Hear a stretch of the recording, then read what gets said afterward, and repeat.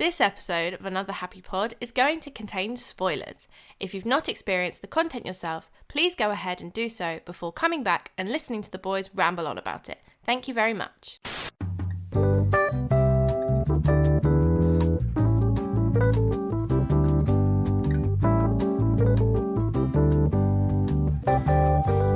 Hello and welcome to Another Happy Pod, brought to you by the Pint Size Network, the pod where we keep it fresh, positive and dripping in blank vibes.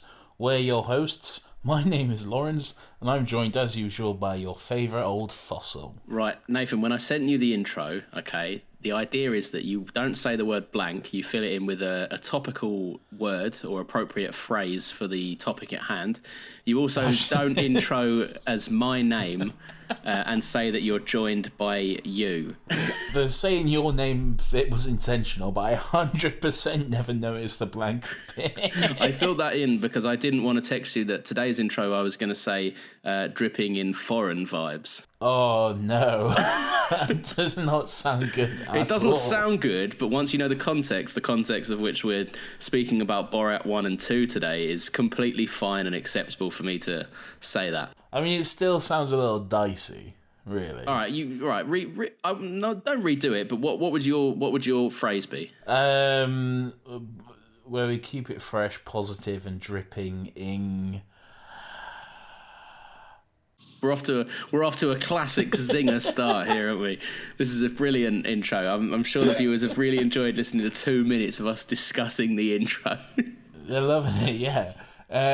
Dripping in. I'm trying to find the right words, like in your face, but not that. Do you know what I mean? In your face, but not that. Yeah, like a way to say in your face, but without saying in your face. Loud, ignorant. No. Well, whatever. In that one. I mean. That one. Whatever word you at home have decided, just imagine that Nathan has said that word. Yeah. And imagine it was a good intro, and then rate us 5 stars. Okay, so anyway, welcome to this fucking whatever this is podcast, I guess. You're not good at introing, are you, Nathan? It's normally me that does this. No, great intro. I don't know what you're talking about. This is the worst intro we've ever done. This is podcasting gold, all right? How are you? I'm well. How are you? I'm locked up in the UK where we both reside. How are you, Nathan? Is the question. I'm good. Locked up, locked down. Locked up, locked down, locked all around. Come outside. Anyway. Yeah, man. I'm doing good, doing fresh, and excited to talk about these 2 movies. What are those 2 movies, Nathan? Well, people will have clicked on this fucking podcast, so they will know what's happened to you today? What's up? What do you mean? You're very difficult to communicate with tonight, Nathan. I hope you know that. Why am I difficult to communicate? You're not introing properly. You're not giving me the title clearly. Listen, we've well established that on this show I'm the wild card.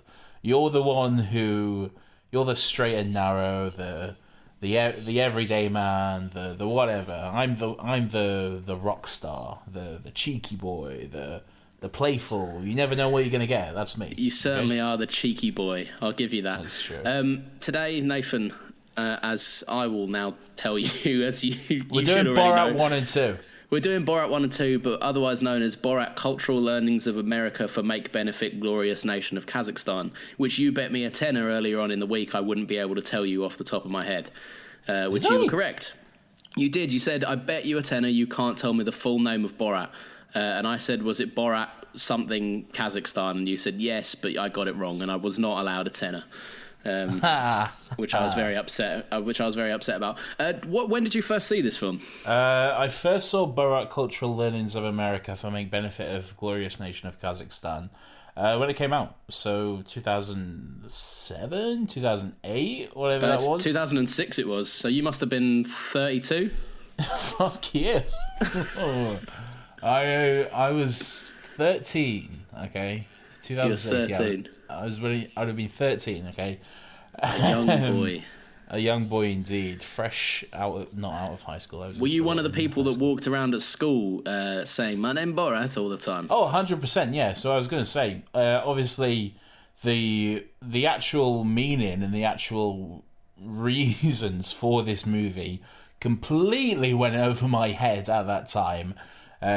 Obviously did not get the satirical nature of it at all. I just thought, haha, funny foreign man. That was literally... I think, to be fair, everyone around our age, obviously not our age, so to speak, because you are 80 years older than I am, when they first saw this, yeah, like all of the satirical nature of it, all of like the fact that he basically just fucking pulls America on strings for an hour is just completely lost, because, yeah, you're absolutely right. It is just shrouded by the fact that it's, haha, foreign man being silly. Like I was one of the kids as well that walked around saying my name Borat, and to be fair, I think I remembered absolutely nothing about this film, other than like the fact that he was like, haha, he said he fucked his sister or something like that, and I didn't think much of it. So when I rewatched this, having not seen it since 2006 or around that time, I was pretty shocked, to be fair. Watching the first Borat film, especially in the 2020 climate of cancel culture and like just everything going on at the minute, and how I wouldn't say how sensitive people are, but how more people are waking up to some things are okay and some things are not, to be said. And this, I was fucking amazed at how much this got away with. Obviously, I know 2006 is a very different time, but still, fuck me. Yeah, it's very... It doesn't hold back at all. It's out there, almost to a fault at times. It's... I'm the exact same, by the way. Like, yeah, when I was a kid, it just completely went over my head.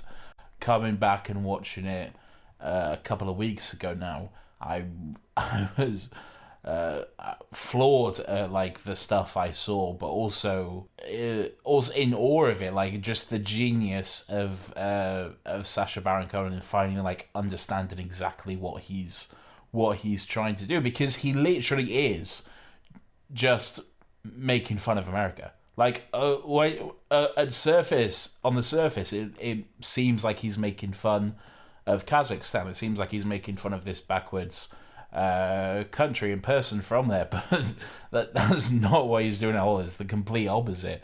Borat's literally just a tool for him to make fun of, and I'm sorry if you are from America, but I think it's fair to say this incredibly fucked up country. It's true, and don't worry. To be fair, only I think 22% of our audience is American. So, for that 22%, I'm sorry if you were offended by that, but Nathan has a very valid point. The concept of this film wouldn't even exist if you guys just lived in a normal place. Something that I think is you've hit the nail on the head. It's completely wild. The fact that he invented a character that is so obscure and so bizarre and so weird, and so technically inappropriate and so socially unacceptable. And the idea is to put them across from people who are real people who don't know that this is that aren't acting. These real people acting as they would in normal day-to-day life, and somehow Borat in the conversation is not the weird one. Like it's fucking obscene. Like some of the shit that comes out of people's mouths, and they don't realize they're either being filmed or that this will be broadcast anywhere. For all they know, this is like some weird like fucking foreign TV show that will be like dubbed over in whatever language. Like they have their guard down completely, and it's fair to say that basically Sacha Baron Cohen just pulls their pants down and fucks them essentially, which is brilliant, and it's what I think a lot of people needed. And I don't know if it was fully appreciated at that time. No, I think it does go over probably the majority of people's heads. Like, Borat was a big thing at the time. It was huge at the time, obviously.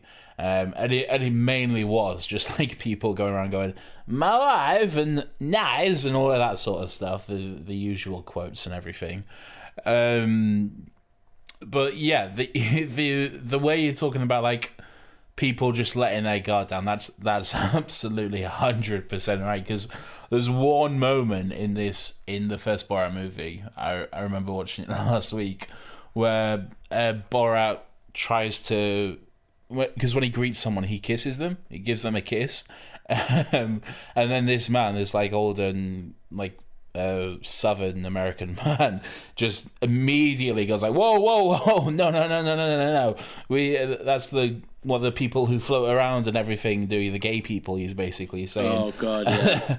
And then Borat goes, oh yeah, in my country we have them killed, and the other guy just immediately goes, yeah, that's what we're trying to get done here too. And I was just like, oh my God. Yeah, that guy that was one of the moments, and there's a few moments in this that really expose people. Obviously they keep it. Yeah.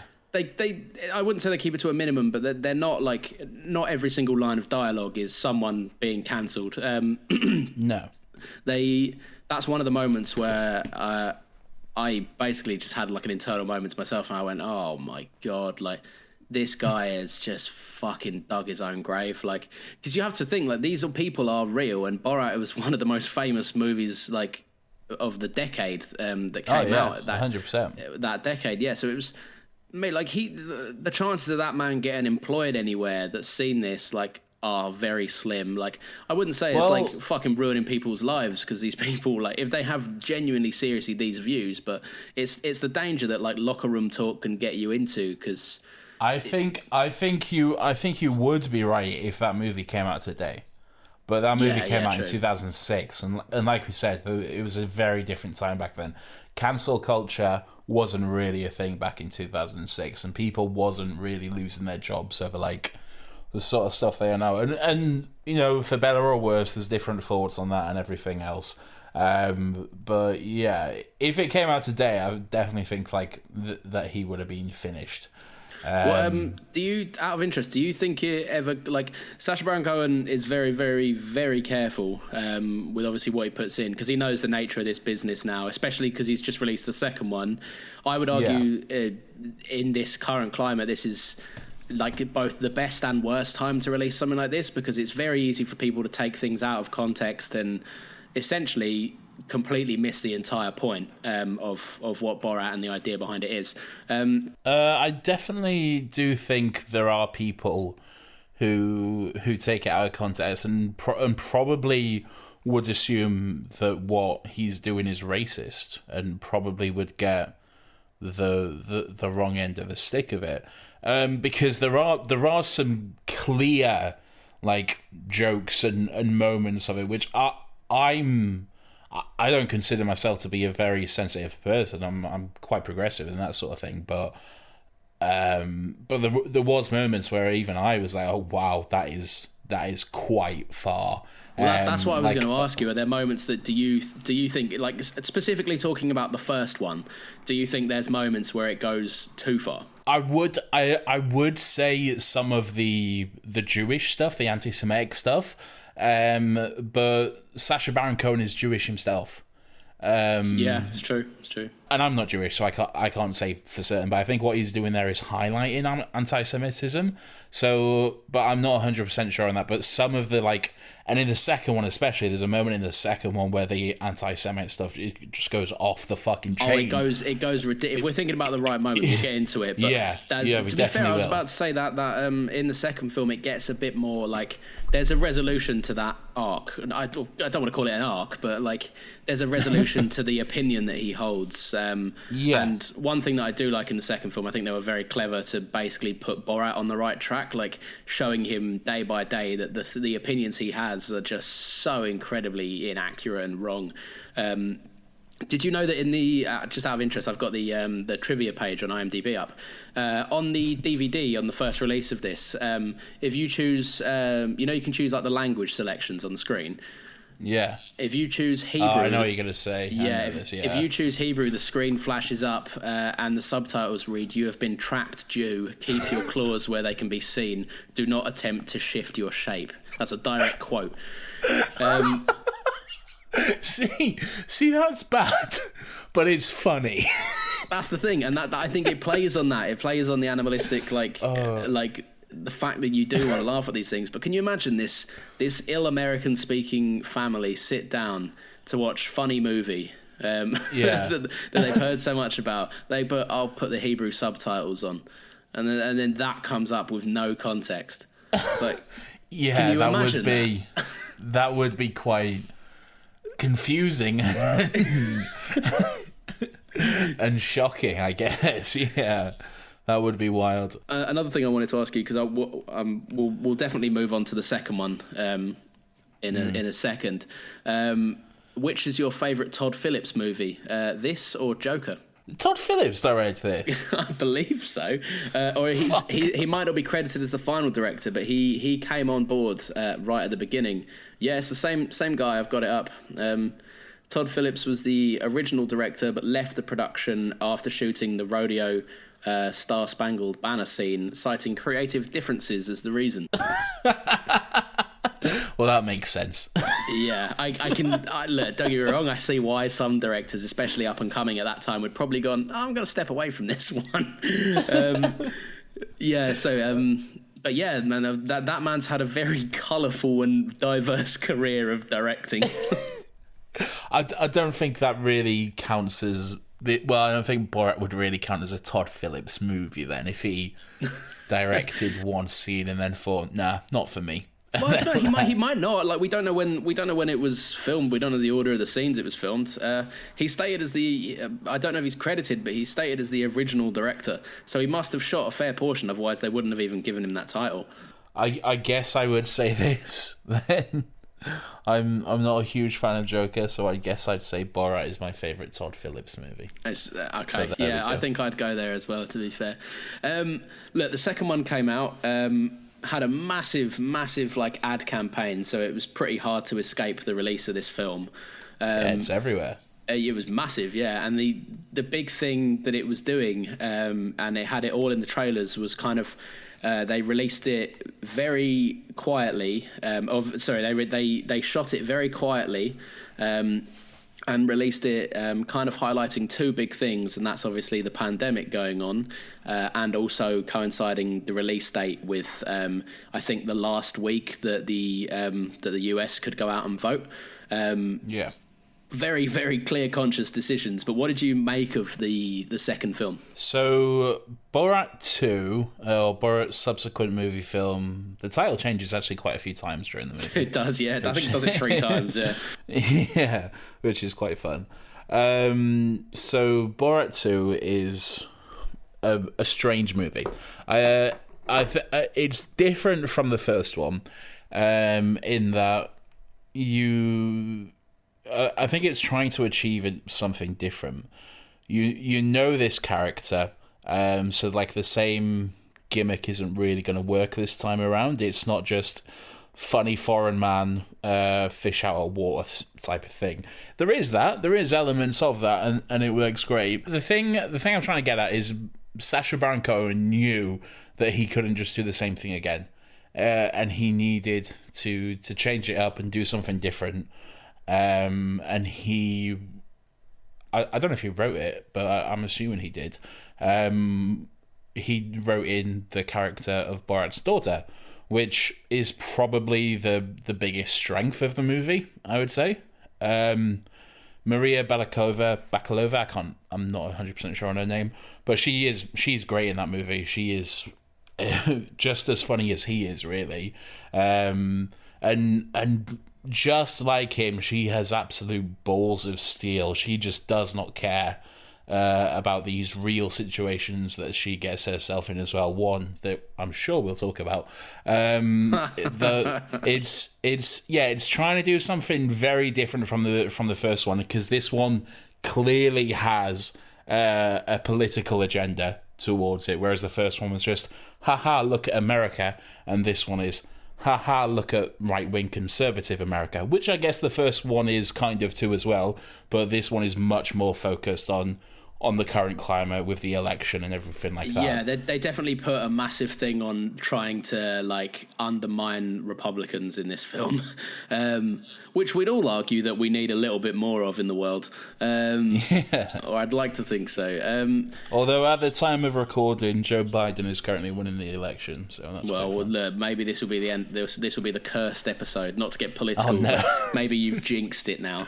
and we're doomed.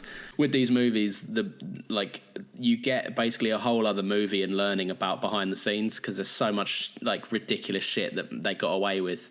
So this was originally titled Borat Gift of Pornographic Monkey to Vice Premier Mikhail Pence to make benefit recently diminished nation of Kazakhstan. Pornographic monkey is ridiculous. One thing that I really liked, like you say, to be fair, is I think it's Maria Bakalova. I'm probably butchering the surname, but I'm doing my best.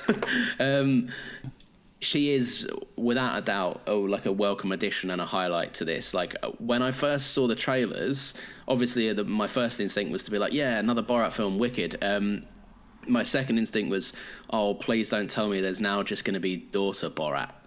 And it's just going to be basically the same character played by an actor that, like, not to discredit the actress, she ended up doing an amazing job and proved me completely wrong from the trailer as well. But my worst instinct was I just really hope that this person's not going to be doing a bad impersonation of Borat. And because Sacha Baron Cohen obviously created the character, and so you can't really say that he doesn't play it well, because it's exactly whatever he wants it to be. But because of the fact, like we both said, we were the kids in school that grew up and you were going, my wife, and walking around and doing bad impressions as everyone was, I really was praying that this girl was going to come in and nail it rather than just be like an unwelcome addition to the sequel. She was, I think, better than him in the movie, personally. Not to say that he was bad at all. He was brilliant as per, but you come to expect that from Sacha Baron Cohen, especially with his level of like characterization now. But she was like, I'd be amazed if her phone isn't fucking ringing non-stop at the minute, because it was her debut, I believe, or like her first big project, and she smashed it out of the park with this. She really did. Yeah, you're absolutely right. She, like I was saying, she just absolutely has balls of steel. Like the situations she gets herself into, the way she can look someone in the eye with a completely straight face and say the words, "I want to have big titties so that I can float when I swim." Just like how because you can't rehearse that. It's all, you'll have to do this in one take because it's all real life stuff. Like, these people aren't actors, they're real life people. That's the thing. And if you blow the chance for like a wicked joke, you've just blown that joke. Like, you won't get that moment again. Or like 90% of this dialogue, I'd be amazed if it wasn't just completely improvised. Exactly. Yeah, you can't do reshoots. You can't shoot it again. You can't do retakes or anything like that. It's all got to be just there on the go. So it's incredible to me that she's able to do that kind of stuff like on her first try, and with such a straight face and cool demeanor about her. She is definitely one of the highlights of the movie, and I think you're right. She is probably the best part of it as well, better than Sacha Baron Cohen at times, and I think that's because she's such a breath of fresh air. It's not just Borat but girl. It's something different. It's a new character and a new perspective on things, like a different way of looking at a different point of view, I guess I should say. So it is quite refreshing to come in. As crazy as it sounds talking about a fucking Borat movie, but it is refreshing to come at it with another point of view, really. Yeah, massively. And she added something as well. It wasn't just like she was there to be another funny addition. Like, she was there to actually challenge the character of Borat and essentially give him a completely new perspective on like what he was thinking, because like, let's be honest, like the character of Borat is hardly what you'd call a feminist, and he even starts the film at the beginning, like he says like, I have a female son or something like that, which obviously there's a moment in the first movie where Borat meets a group of feminists, and he just keeps saying to one of them, "Come on, crack a smile, baby." It's so bad, but it's so funny. It is good. It is good. It's one of them things, isn't it? You like to with this film. I think the main strength comes from the fact that people like to see racist idiots put in their place, or just be completely undermined. Like one of like the life's joys is watching a racist be undermined without knowing they're even being undermined because they're that fucking stupid. It's bliss. But then on the flip side of that, you've got really nice people. And one fact I'll say here, because I found this out the other day and I was actually it warmed my heart. The babysitter, I think it's Janice Jones. This. Yeah, she was paid basically like $3,500. Thought she was in a real documentary, and then she basically later on admitted. Newspapers took her out of context, saying she felt betrayed, which wasn't the case at all. She was basically just saying I had no fucking idea. So praise to both of their performances, really. And then Sacha Baron Cohen donated like, I think it was like $10,000 or like I might be missing a few zeros there. I don't know, but he donated. I think I read it was about $150,000. Fucking hell! So a nice chunk to. I don't think it went directly to her though. I think it went to her community because I think it went to her church, her local church. Which is really cool. But it's just one of them things, isn't it? Like, it shows that like. It was displaying two things, and like you say, this second movie did things a little bit differently because it wasn't just trying to undermine things. I'd say ultimately, like the people that he made look like the biggest idiots was the character of Borat himself, and he had more of an arc in this film than the first one, definitely. 100%. Yeah, his family are really non-existent in the first one.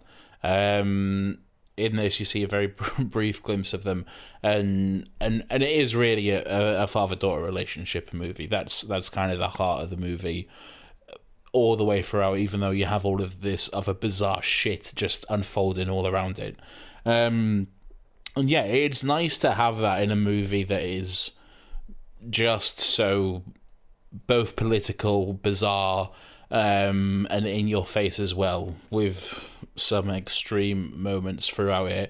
What are some of the more story aside, like written story aside, what are some of the more outrageous moments that worked for you, like the real life moments?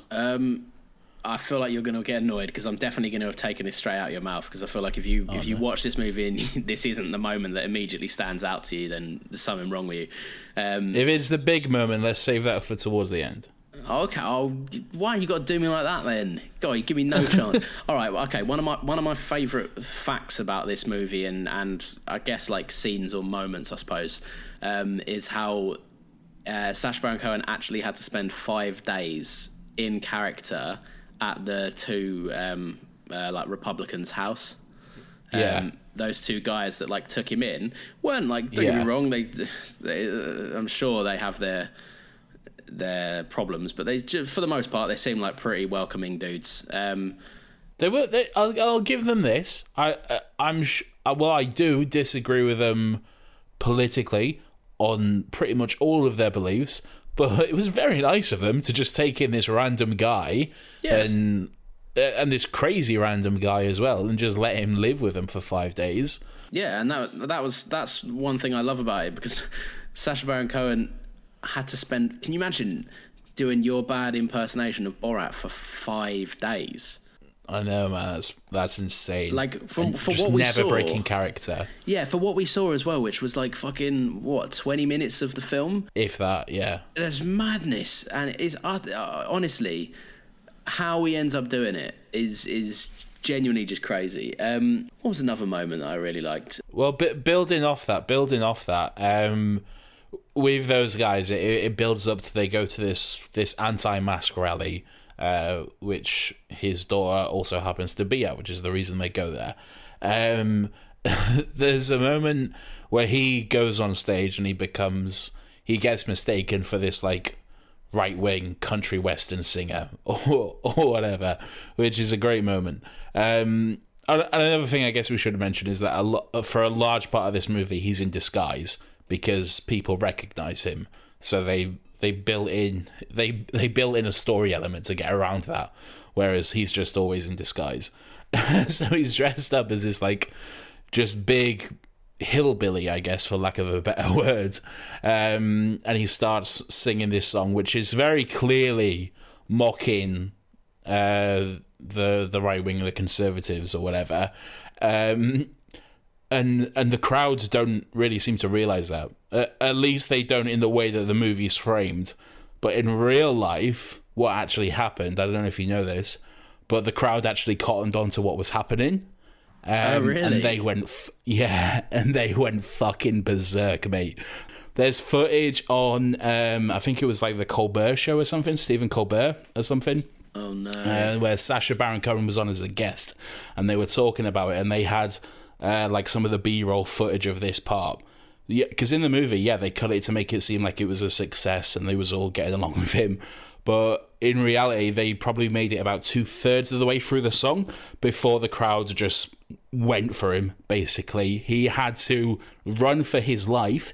He locked himself in an ambulance. There was a cameraman in there with him, and the crowd were just literally banging on the door trying to get him out and everything. He was holding it shut physically, like restraining it shut so they wouldn't kill him. It was fucking insane, man. That is ridiculous. It was ridiculous, yeah. Really, mate, it just goes to show, man, this is risky, bro. Like even staying in, like, he stayed in a stranger's house for 5 days pretending to be someone with a camera crew with the intention of like, if these guys stepped out of line and made themselves look like idiots, it would be documented and he would use it. Like there's no way he wouldn't use it. Like, I think he said as well, this was the only movie he's ever shot where he felt the need to be wearing a bulletproof vest for most of it. And I think that's understandable. Was he wearing a bulletproof vest? For apparently, according to Sacha Baron Cohen, for quite a lot of this movie, he was wearing a bulletproof vest. Jesus. You wouldn't tell that because it would have been like disguised under his costumes and everything. Oh yeah, of course. But still, mate, the fact that he had to do that to feel safe is madness. Yeah, well, like I said, fucked country, but there we are. Fuck. What else? Any other? I think one moment that really stuck out to me, and we did hint at this earlier, is the moment where Borat is seeking new direction in his life. He goes to a synagogue, and he decides it's a good idea to dress up as what he believes a Jewish person would look like. There's every stereotype in the book. Oh my! When I tell you that my jaw just fucking dropped. Yeah. Like that was one of the moments I was like, oh my God. It literally was just one of the most racist stereotypes I had ever seen. But then again, what happens immediately after that is so wholesome and heartwarming. Because there's two Jewish women just talking, just having a nice time, and this moron walks in, like you say, every single racist stereotype in the book, dressed from head to toe, long nose, bag, $sign bag of money, whatever, all of it. And immediately you would not blame them for telling him to fuck off and doing whatever they need to get rid of that guy. But they just welcome him in. They just have a chat with him and just basically dispel his beliefs. And it's just, I don't know, there's something about it which is just really sweet and wholesome. It's the whole kill him with kindness sort of thing. It's just, don't be angry, be nice, and just talk to someone, which... Yeah. And that's one thing Sacha Baron Cohen does really, really well, is that he doesn't like... There's a lot of like documentaries and stuff. Obviously, I know this is not really a documentary, but it's framed as such, and they have to count on real people to give them the content they need. And do that by like framing scenarios for them. He's like, there's documentaries out there that would like go not get the shot they wanted to, or not get the reaction they wanted to, and then just go somewhere else to get the same shot, but they wanted it. He's one of these people that I feel like fucking, like, rain or shine, whatever kind of reaction he gets, he'll work with it, and he'll be like, right, let's find a way to put this into the story, because it's one of the genuine rare moments where the human being showed like kindness over over anger, like you said, and that's not something to be looked down on. That's something that we should have in the film and celebrate. Because at that moment, who looks like the biggest prick? The lovely two kind women or him? Yeah, it was absolutely... Well, not Sacha Baron Cohen, but Borat, who looks like the idiot. So, yeah, you're absolutely right there. Out of interest, what are like the slightly the bigger moments that you wanted to, that you like? I know obviously we just spoke about that one, but the stuff that, the other shit that you couldn't believe they got away with, because there's definitely one on the tip of my tongue, but I'm interested if you'll say it. Yeah, let's just go for it. The Rudy Giuliani, the meeting, the interview. This is the man, by the way, at the time of recording, who is currently trying to take. I don't know that much about it, but he is Trump's like main lawyer. Like he's the guy that Trump turns to for the majority of legal advice, and he's the person that Trump is counting on to essentially save this election and make law his ridiculous claims of voter fraud and mail fraud and blah blah blah. This man who less than a month ago has basically been caught quite literally trying to have his pants pulled down on basically he's just had the piss taken out of him publicly as anything, and his defense was fucking weak as shit. It really was. Yeah, his defense was he was untucking his shirt. Which, if you've seen the movie, it's obviously not. That's obviously not what happening.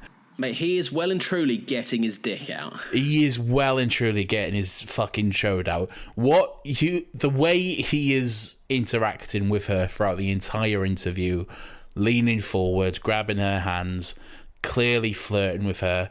His hand is around her body as they go into the hotel room. They're having a drink. He 100% thinks he's about to fuck this girl, and it's not illegal. He doesn't think she's 15. He thinks, and she's not 15. The actress is older than 15, obviously, but throughout the movie they say she's 15. He that information isn't presented to him. So he would assume she is just over the age of 18. Oh yeah, but that's not the part that people are concerned about.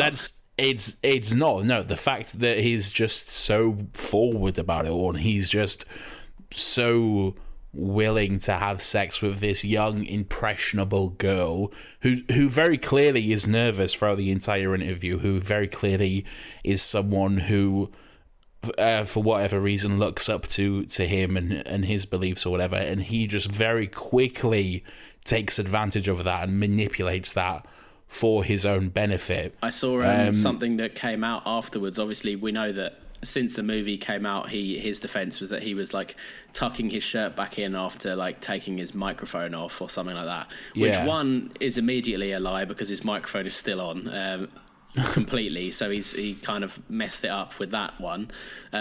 Sacha Baron Cohen like basically like shot back at him saying, you know, like, look,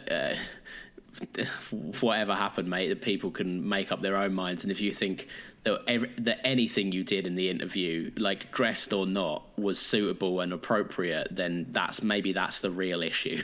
Like, it's everything about it was completely inappropriate, and you got that sense from the moment they sat down together. Yeah, you kind of knew where it was going, and it was really just a matter of watching it unfold. Essentially, I think you got that sense. And Maria, this is one of the reasons I really respected her performance as well. Maria Bakalova, she, like, there's not a lot of people, and not especially considering this is one, he's a massive high profile. Like, he's like possibly like the biggest get of the movie. Sacha Baron Cohen respected her as an actress enough to take on that challenge herself, being a complete like novice to this line of like satirical improv work, I presume, because it's a very niche like showbiz thing. And he trusted her on it. She obviously followed her instincts with it, and was able to like coerce and manipulate this man to show his true self, using like every trick in the book, and she just did it so fantastically, and the fact that she's like essentially exposed another rat, like lo and behold, close to Donald Trump, it's almost like a public service at this point. Like, people should be respectful of that. The fact as well, the way he immediately jumps up as Sacha Baron Cohen comes back into the room just shows you as well that he wasn't fucking untucking his shirt. That was clearly someone who's been caught doing something they shouldn't. The way he just immediately jumps up and tries to cover himself up. Yeah. But it's not only the inappropriateness of it and the manipulation and all of that. It's the fact that someone that high profile and someone that close to the president of the United States was able to be manipulated like that, was able to get into that situation.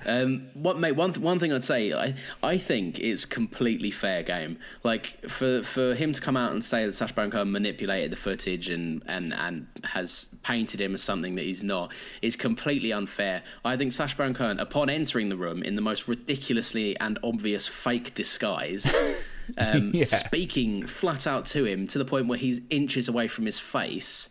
He gave this prick every opportunity to be like, there is something wrong here.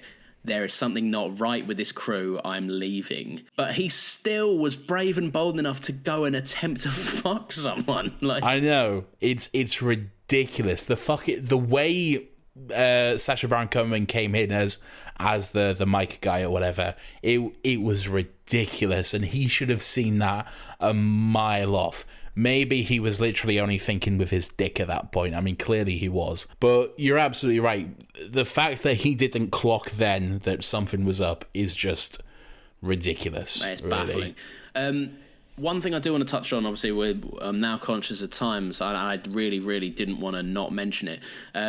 At the end of this movie, it's revealed... yes. The Borat himself... The greatest twist in cinematic history. It's revealed that Borat himself, at the beginning of the movie, he was injected with something that, quote, could, like, fend off gypsies or something like that.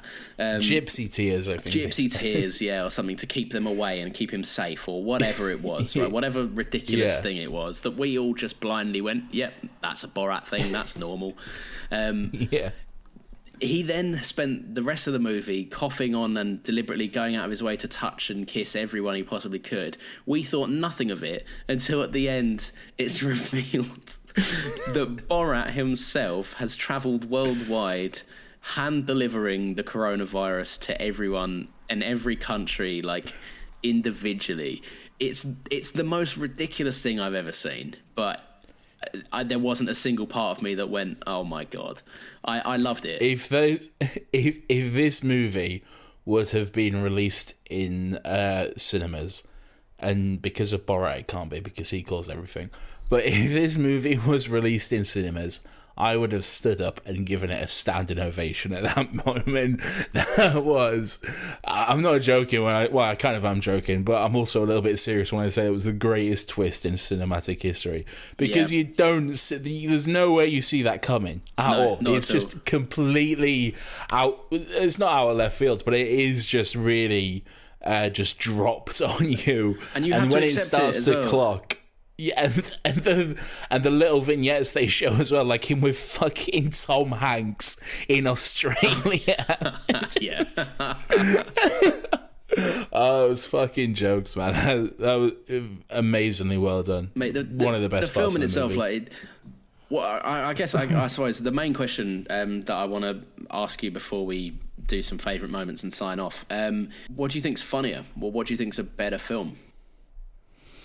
I think the first one is both the funnier and the better film, because just I think the situations that he gets himself into are more bizarre, and also just because of the nature of it, he can be Borat more in the first movie than he can in the second one for obvious reasons. So I think that allows him to get into some more ridiculous situations and also expose not necessarily like high profile people like Rudy Giuliani or anything, but just ordinary, everyday people, and just show a certain group of Americans for what they are, really. Yeah. Which is racist. And stressing again, a certain group, not all Americans. A certain group, yes. You know me, and you know how much of a progressive and active campaigner I am for French noir cinema.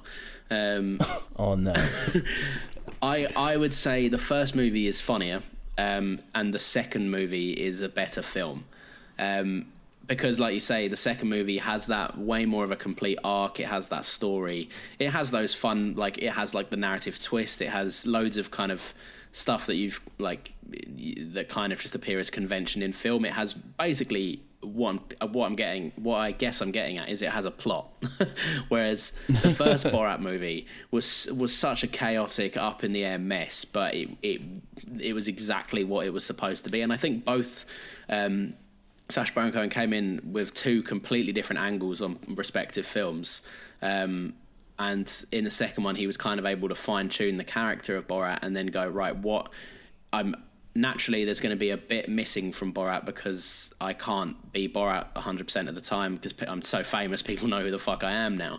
So he said, if I'm missing that, what can I add in? And he got the emotional depth and actually, mate, if you look at it, while everyone had their eyes on him, Borat actually became a character that you sympathise with and not just this idiot. And I was at the end of the movie and I cared, when the last shot of him is of Borat and Tutar, his daughter. I think it's Tutar, is it? That's how it's pronounced? Tuto, something like that. Yeah.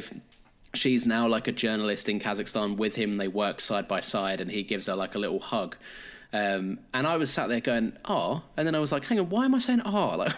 These are two characters that are ridiculous, but I ended up caring about them. All right, we'll do some favourite moments. What any moments you want to highlight? Yeah, definitely. So in the first one, the bear is a big highlight for me. Love the bear. The fact that both of them are just driving around in that truck and there's an actual fucking bear in the back of it. That's great.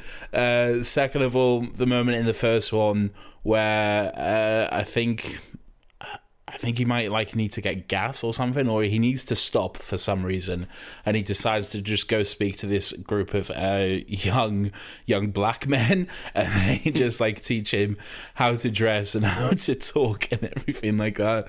And then he just goes into the very upper class, very fancy hotel, and is just immediately kicked out, and that's great. And then as well, in the second one, favorite moment is definitely towards the end. In the first movie, you had the running of the Jew in Kazakhstan, and then at the end of Borat 2, they now have the running of the American, which is just great. It's really good stuff. And then I'd highly recommend watching coming that. in at the end. Yes. Oh no, he's being sick on them.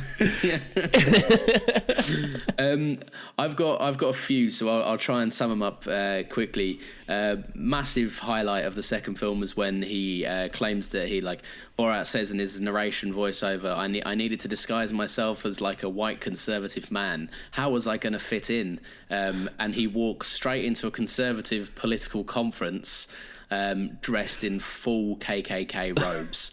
Oh my god! Yes. And by some fucking miracle, manages to walk around for 5 minutes before he goes and sits down. Yeah, the fact that he wasn't immediately turned away is just fucking gobsmacking. The fact that he wasn't rugby tackled is ridiculous. Another thing to highlight, and it's something that I didn't really get it happened obviously in the first one, and I guess I fell for it because I didn't pick up on it. In the second one, I did pick up on it. Was the fact that everyone that speaks the language of Kazakhstan is not speaking the language of Kazakhstan, obviously. I think she's speaking Bulgarian. I think it is. I may be completely wrong on that, but I think it's Bulgarian. I think she is. I think she's a Bulgarian actress. Yeah. So she's speaking Bulgarian. Borat, or Sacha Baron Cohen, is speaking Hebrew. But the massive, like, the point of that and the reason behind it is to show that literally how many American people didn't pick up on that they were speaking two some completely different languages to each other.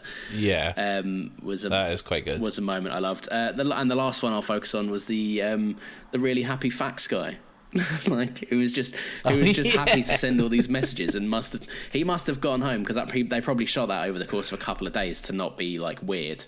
He must have gone home to whoever he has that lives with him and spoken to his partner, his kids, whatever, and gone, that man came back in today and I think he's in trouble. His government seemed really angry with him. It's brilliant. That is jokes. The man is very, very, very clever. All right, so what bullshit rating system are we doing this week? Well, I'll go for my standard, and you go for your standard, I guess, is the new way we do things now. All right, I'm gonna say this pod for me. I'll tell you what, I'm gonna go with Brave Pod. Brave because of the fact that the stuff, especially in the second film, takes sheer bollocks. It really does. What bullshit rating system are you going with? Not yours. So I'll just say, together as a collective, I will rate both of these movies 8 out of 10, I'd say. Okay, would that technically be a 16 out of 20? Yes, I'd say 8. 8 my wife's out of very nice. Oh, very good. Absolutely. So I just have one thing to say to you now, Lawrence. What? As always, thank you very much for listening. I hope you had a whale of a time on this episode of Another Happy Pod, brought to you by the Pint Size Network. Be sure to check us out on Twitter for gifts and all that good stuff. You can find us there at Another Happy Pod. Maybe drop us a tweet. Let us know what you'd like to see here next. Or just here next, because it's an audio medium. Anyway, stay groovy. We'll catch you every Sunday at midday. Bye. Wow, that was a very natural sounding ending. Yeah, don't forget to join us next week as well, guys, because we will be sending off the beloved PS4, a console that's been in Nathan and my life for a very long time, upon the release of the PS5. So we'll be speaking about a whole host of stuff surrounding the PS4. We're having a funeral for the PlayStation 4, so come along, wear your Sunday best, let's have some fun. It's going to be very nice. Say the thing. Oh yeah, Another Happy Pod. Bye.